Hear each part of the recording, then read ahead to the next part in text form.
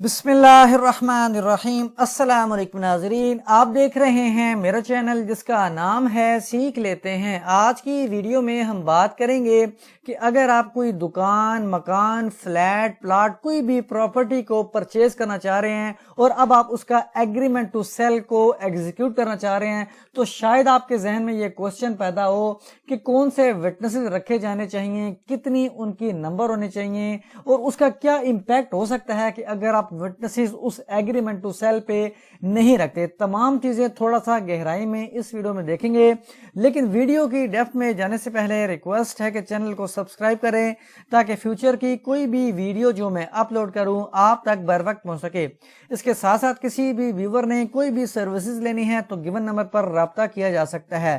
www.wasikmnasi.com ایک web site ہے ہماری، اس کو وزٹ کر کے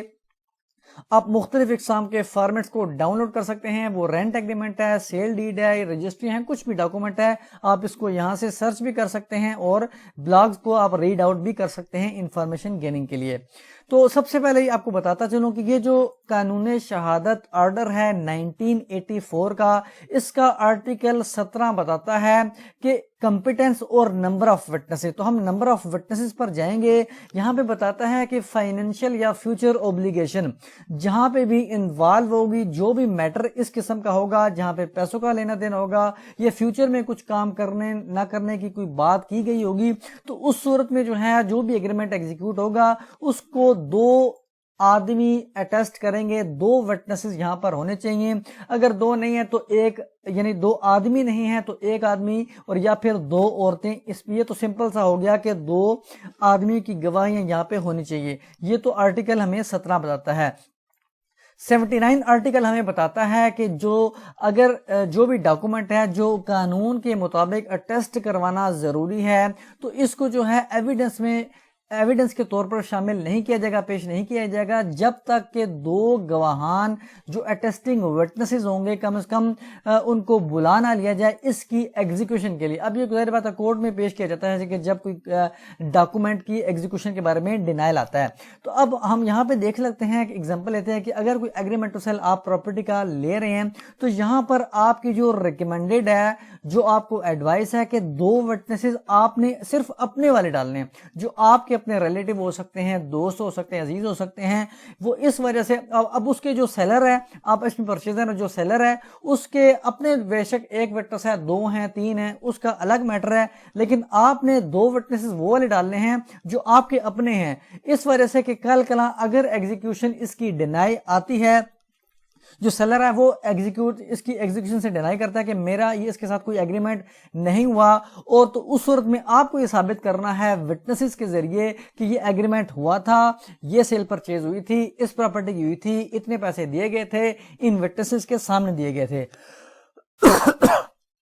جب آپ نے پیمنٹ بھی کرنی ہے تو وٹنسز کے سامنے ہی کیے جائیں، سمپل سگنیچر نہ لیے جائیں کہ پیمنٹ آپ نے بیک پہ کر دی، کیونکہ جب کراس کوسچننگ ہوتی ہے، جرا وغیرہ ہوتی ہے تو یہ سوالات پوچھے جا سکتے ہیں وٹنسز سے کہ آپ مارجنل وٹنس ہیں، کیا آپ کے سامنے پیمنٹ ادا کی گئی تھی؟ تو اس صورت میں وہ اگر اس کے سامنے پیمنٹ ادا نہ کی گئی ہو تو وہاں پہ وہ کنفیوز ہو سکتا ہے۔ تو اس طرح یہ تمام پریکاشنز کو اڈاپٹ کرنا چاہیے۔ دو وٹنس آپ کے اپنے چاہیے۔ اب ایسا نہیں ہے کہ ایک وٹنس آپ کا ہو جائے، ایک سیلر کا ہو جائے تو دو پورے ہو جائیں گے، بے شک دو پورے ہو جائیں گے، لیکن ہو سکتا ہے کہ جو سیلر ہے وہ